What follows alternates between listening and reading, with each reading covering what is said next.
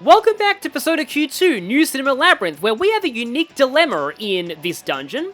We have two spotters in this big, wide area, and we have an F.O.E there. The F.O.E starting position is right down the bottom near that shortcut. We can't actually progress until we have taken out both of the sentries. And getting to those sentries involves a giant puzzle of switching gates. So, we're going to be dealing with that here, but firstly, let's use F.O.E. I remember the cross dog suit.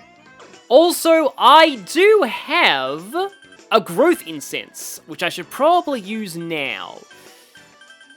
Wild level is like 29 right now, so somebody's going to end up going all the way to 29, and I kind of want it to be somebody who's maybe hard to train. You know what? Actually, I feel like using it on Kanji, because, like, I feel like I don't really use Kanji a whole, because, like, Kanji's more, his skill set's more defensive than offensive. So he does tend to lag behind a bit in levels, but that gives him, okay, Kidney Smash, lower enemy attack, yeah, it's like the problem with Revenge Blow is you can't combine it with Machismo Wall. Like, if you're gonna have an attack that gets stronger for every hit taken, you want an aggro drawing ability at the same time, but yeah, you can't do both at once. Yukari being motivated is good for me, because I was wanting to use her. Mostly because, it is very awkward to get, like, back to this section of this floor, so if you want to explore it, you're kind of in for the long haul.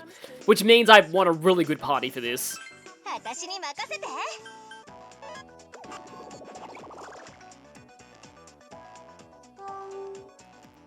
Okay, but yeah, we finally get, confirmation that, yeah, this is how the sleep mode works.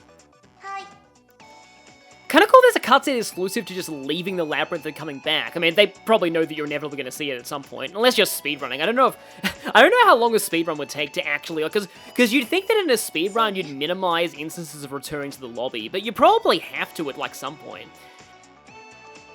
I normally like to watch speedruns of the, like, RPGs that I Let's Play, just because they can often give good indications of, like, what the, like, optimal strategies are. Like, for example, I'm watching a Metaphor speedrun right now in preparation for, like, doing a playthrough of that, hopefully after this one's over. But I've never watched a speedrun of Q2 except for the final boss, just get an idea of, like, what the speedrun party is for, like, the final fight. It's a lot of high-strength characters and Link builds, including Shinjiro. Like, it actually has an offensive Shinjiro build. The thing is, the only speedrun... it didn't get cancelled. That's a problem. The only speedrun, like, it seems like there's only one person has actually got a speedrun of the game up there, and it is, like, over 9 hours. So, for perspective, like, the Metaphor speedrun is 6.5. That enemy really wants Akihiko to die, and considering how overpowered he is, I don't blame them. I don't think I've actually seen Yukari. Well, I haven't got a good look at Yukari's all-out attack finisher. And we have Kaiwan, okay. Yeah, Megado, like, since Megado can never give you boost, like, at least physical almighty attacks can critical, whereas, like, magical elemental attacks can hit weaknesses for boost, but, like, I don't really find, like, regular, like, Megadolon that great in this game. Like, the Megado line, just because, like, there's no way it can ever boost you. And, like, magic builds can typically do more damage by other means. Like, in fact, like, the key to one of the strongest magic builds in this game, is a passive skill that does not work on Almighty, only, like, elements. And we'll be getting the key to that, once our final assortment of party members joins, as a hint to that. But, yeah, let's head around here and see if we can find a back way to take out those, sentries. We've got to beat the Spa, Sap, and the Sentries. An's kinda just here for fire. The problem is, she neither has Aguilau nor multi-target fire, and that is not great against these dice.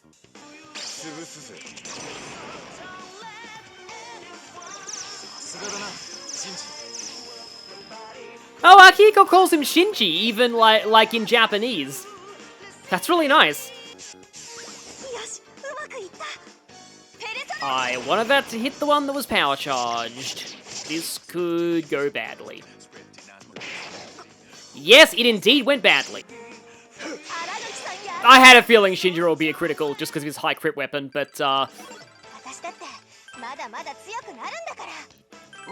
was a little too late there to get the all-out finisher. Okay, good, I still have some out-of-battle revive items. And I may need to take my unicorn off of Shinjiro. Guess we can mark these as red security gates now. Unicorn in the context of Shinjiro just makes me think of, like, isn't there a thing of, like, some women describing, like, rare, you know, decent men as unicorns? And, I mean, I guess a lot of people would describe Shinjiro that way. I did promise to give my FemC ship tangent at some point, but there's another tangent that I really want to go into. And I think now it's particularly appropriate. Because we're about to get, like, a major moment for all three parties.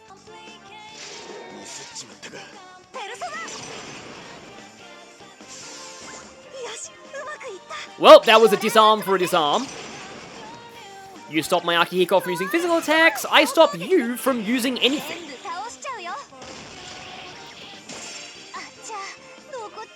And hold on a moment, my computer tried to do an update to my antivirus, and my OBS recording broke. Okay, I should be back now. It's funny, he can still best your... Actually, no, best your Raw is still, like, decent, even though, like, he can't really use physical attacks that well, because, like, he can still, like, best your Raw Zeo things. And, like, make use of the higher priority. However, I still think this fight is probably going to be over soon just because of the, Yeah, the thing about the Apostate Towers is, like, while they have some, like, theoretically threatening skills, the fact they often show up in groups just makes them really begging for, like, Mabufu. Mabufu can shut them down very easily. And the more of them show up in a single fight, the less other dangerous enemies like Phantom Mages show up in that fight. So, honestly, I consider seeing the Apostate Towers a breather. Take that, Rhea, I guess.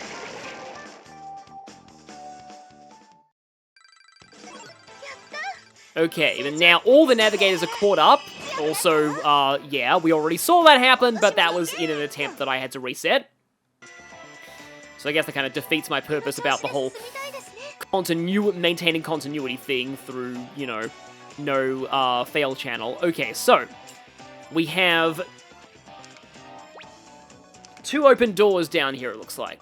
Okay, if we head straight down, we should be able to kill off one of them. Oh, I just realized you are really in this for the long haul, because the F.O.Es respawn when you go back to base, so you actually have to kill them both in the same run. Like, once you hit the shortcut, then you're home free, but before you do that, yeah, if you kill one of the F.O.Es and if you kill one of the sentries and don't kill the other in the same run of the dungeon, you're pretty... Yeah, you basically have to do it all over again. So I do have somebody who has a Lek Link, right? Oh, that is Akihiko, so... And we're all pretty much fully healed, and I have Yukari. So this should be relatively fine. But yeah, that is actually an interesting challenge. That's probably... I just realized, that's probably why they don't put a ton of shortcuts in this area. Like, and make it that easily accessible. Because, also getting basically a guaranteed preemptive means that I can start seeing my buffs, or also getting some boosts going. But yeah, that probably is why they don't, like to continue my thought, why they don't put a bunch of shortcuts in here. Because, like, you need to take care of this whole section in one, like, dungeon visit.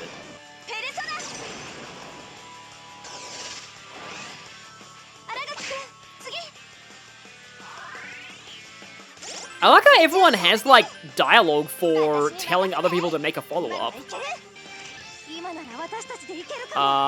That's only...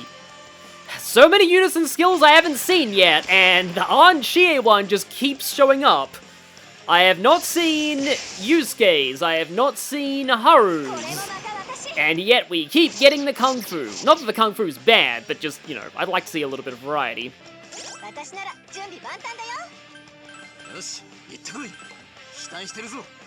Yeah, it sounds like Akihiko had a unique reply to Yukari there. So yeah, like, I do, I guess, yeah, I do wish they subtitled the, Kind of wish you could be knocked down, because then I could get an all-out attack finisher on you, but no. Oh wow, nice axe swipe there, Noir. You have slain dinosaurs with that, and now you've slain tiny robot F.O.Es that are the weakest of the F.O.Es. But still, impressive.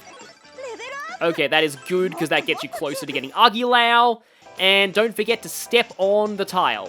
Oh yeah, I had my encounter meter down all the way at 1, but it's reset thanks to me doing a fight. So yeah, we've got another one of these gate mazes here. And yes, I believe there is a gate here. Okay, so now since both these gates are in the same configuration, and we need to get through that gate in order to access the F.O.E., this could prove to be a bit of an issue. However, I'm actually not sure what direction that shortcut opens from, but... Okay, I have an idea. Yeah, one step forward activates that. Probably still need to walk up here just to... Yeah, it's not this side. It makes sense that it wouldn't be this side, because that would be too easy. So yeah, now I can go through here. And now the, no, that means the north one is now closed. Well, I guess I can go through this one. And now everything down here is closed. Just getting that map completion up. It's about to open the menu to check if I needed healing, but then I got attacked anyway. But it's just apostate towers, so it's fine.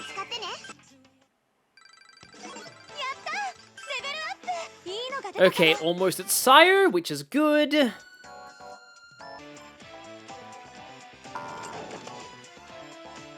that one opens up these. Ah, okay, so with this, we can now go through this top one, which will then open the other top one, and that will take us to not only the backside of that shortcut, not backside of the TV, but also the other sentry. And I have no curse in this party. Oh dear, that's not great.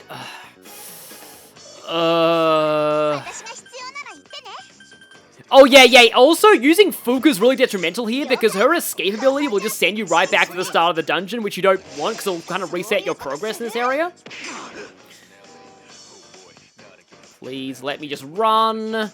I really should have bought Vanish Ball, because it just Spotlight Vanish Balled. Yeah, there we go. Because, like, while this door is closed, I do have the shortcut. Which I'll just go ahead and open up, but from here we can access the other F.O.E. So yeah, like, I do like these puzzles. They're not nearly as, as for a third dungeon, this isn't anywhere near as insane as the Evil Spirit Club was in the first game, and maybe that's not necessarily a bad thing. Like, not a lot of people like the Evil Spirit Club. I feel like that's, like, one of the few, like, dungeons I played in a video game where it is to the point where it is just so overly difficult that it isn't really that fun. Like, I like things that are actually challenging, but I do feel like the Evil Spirit Club was probably a bit too much. Oh, you know, I actually just realized something. So, I was actually talking about something last part, about, like, that comment about robot dogs. And I was like, wait, the F.O.Es don't look like dogs in this dungeon, why did they say that? But it's probably because this exact F.O.E gimmick, where one of them acts as, like, sentries, and the other one chases you once the sentry, like, alerts it, that was used by a group of F.O.Es in an Etrian Odyssey game. And in that game, the pursuing robot looked like a dog. So, again, it's just Chie again. Guess they just really like to kick the crap out of this enemy in particular. Granted, it does make a good training dummy, but what I was saying was that the line about the robot dogs kind of implies that maybe the developers intended to port over that F.O.E wholesale, like from Etrian Odyssey. Like, that the pursuing F.O.E in this dungeon was originally planned to be that exact robot dog F.O.E from Etrian Odyssey. But they changed it to look more like a human with Wrecking Ball hands, because I guess they didn't want to be that blatant of an asset whip, I guess? Granted, I am glad they made new designs and didn't just reuse an Ephron Odyssey enemy, but I do wonder if the line there was a remnant, because that happens quite often. Sometimes dialogue slips by that was like a reference to something earlier in development that got cut. Like an example of that would be, in Sonic Frontiers, the first island, I think the first island is Kronos, yeah. But the first island was originally, supposed to be a lot bigger. But playtesters complained that the first area was too long and boring, so they split off what would have been the rest of the first island into Islands 4 and 5, which explains why they look so similar, but it also explains why one of Eggman's egg memos still says there are 3 islands, instead of 5. So yeah, oftentimes in video games, there is remnant, like, dialogue that references cut, like, scrapped story or gameplay mechanics. It's always fascinating when that does happen. Like, one in particular was, like, from Fire Emblem Three Houses. Like, the Flame Emperor has dialogue suggesting that on Silver Snow, anybody who, like, retreated, like, you know, sort of, you know, they don't die in Part 1, but anyone who quote-unquote died in Part 1 would actually become an enemy in Silver Snow Part 2. But they decided that would have been too mean, I guess. Yeah, like I said, Overseer has eyes everywhere. He already knows that, this, robot is defective and is, running around being a defect. Now I'm instinctively channeling Hi-Fi Rush. Hi-Fi Rush is really good, and it really sucks that what happened to that company just after the game was like a smash hit. Yes, the ultimate horror, being, like, programmed to laugh at the puns of your dictator. Huh?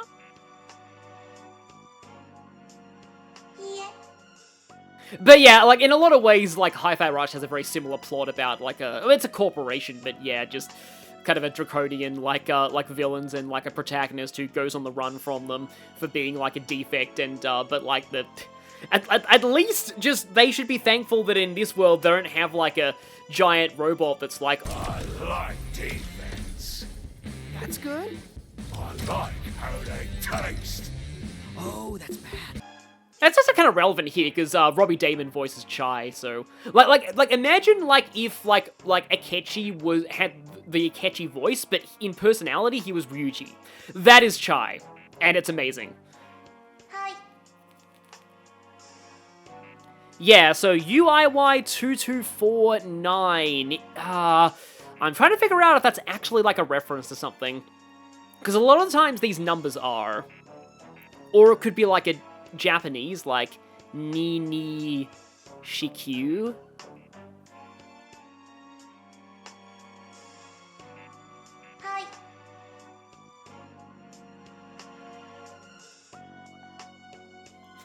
Isn't that contradicting the whole thing that nobody's an individual and everyone has to be the same?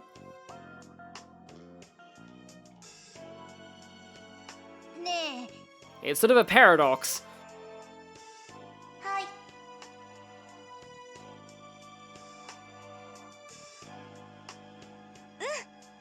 Well, yeah, we named the last movie protagonist, and it turned out to be a bit of a cursed, experience for us. So, in this case...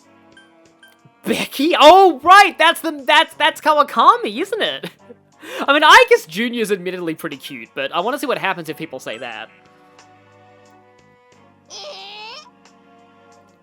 Yeah, I think Morgana is the only one who actually is aware of that whole thing. Apart from Joker, so it's still kind of funny. That sounds cuter in Japanese, because it's Puddin, which is Jigglypuff's Japanese name.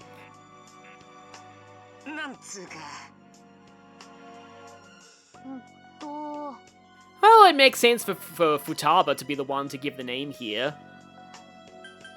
Yeah, I guess we should ask what she wants. Yeah. I was like talking about Tales of Vesperia recently, and that also just reminded me of how, like, in that game, like, the... Like, some of, like, the major, like, kind of almost deities of the world basically die and get reborn as, like, the standard elemental spirits from, like, the Tales of series. But it's really kind of weird because, like, when it happens, the party's kind of like, oh, by the way, your name is Gnome now. Also, you died. You don't have any say in your new name, by the way. We're just calling you Gnome for the rest of your life. Like, it reminds me of that Char Conroy joke from Pokemon Coliseum where he's just like, wouldn't it, like, how terrifying it would be to be renamed while you're unconscious and be unable to do anything about it? Which is what he did to one of his Pokemon with the Name Raider. And then it was karma because, Claire did the exact same thing to him and Dokapon.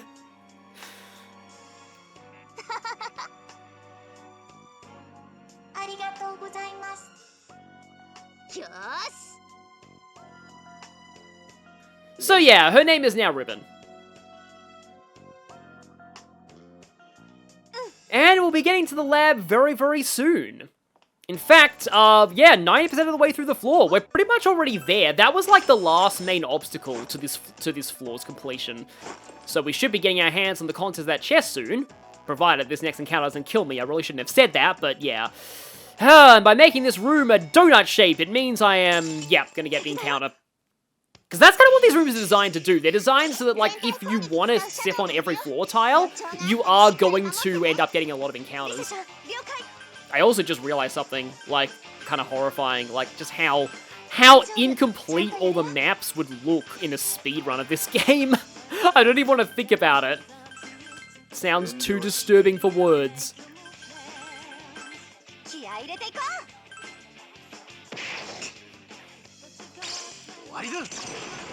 Wow, that thing is really freakishly fast. It went before Akihiko using a +10 speed skill? I guess that might be why Koromaru was missing them all the time. Like, I guess they do legitimately have really high, like, evasion. And, like, agility. I kind of get the sense this battle's not going to go well. I may need to try to run. I am... Oh, I just realized I haven't saved since I first, Mudor, please kill stuff. Please kill stuff, Mudor. Oh, that's typical Mudor. But, like, I just realized, like, I haven't saved since I opened up the shortcut after the... Like, I really should have done that. That was the dumbest thing in the world. Wow. Because, like, I've done that F.O.E puzzle. I've opened up the shortcut. I really, really should just save. Like, I got 3 people boosted, but also there's a self-destruct sequence going now. I mean, I could trust in my ability to Pulimpa them. Oh, boy. Yeah, I think I'm gonna try for the escape. Oh, and hey, Yukari got it, because she is, as usual, freakishly fast. Oh, yeah, I also really, really need to save before, getting to the end of this place, because, let's just say, yeah, there is a branching scene coming up, and I really want to make sure that I save before it happens. In fact, you know what? Just in case the branch happens sooner than I expect, we are go-ho-aiming. Critical rate +10, agility +2, fitting for a weapon called Sonic Fist. Also, Warboard is a cool name for an axe. No, don't really care about piercing damage on Yukari. Money obtained +10 on Kanji, huh? No! Again, I do not want that. Paralysis Blade. Haven't actually used Junpei for a little bit, or Koromaru. Medium piercing damage. That's actually not bad, because, like, it's kind of a decent niche for him. Oh, yeah, but yeah, Algernon, HP +10%, which on Naruto is a big deal. 10% SP on Joker, who we also haven't used for a while. I guess I can take more SP on Morgana. It's just like, yeah, there's so many characters, there's a lot of equipment upkeep to do. Slave Ray's party member gains on a weapon is kind of cool. Oh yeah, we have the witchy dress now. Next, SP +5, magic +2. Good for the magic-using womans, but not for the more axe-inclined womans like Haru. And I did the thing where I forget to, I go to the grocery store and I forget to buy the one thing that I actually went there for, which is the Go-Ho-M.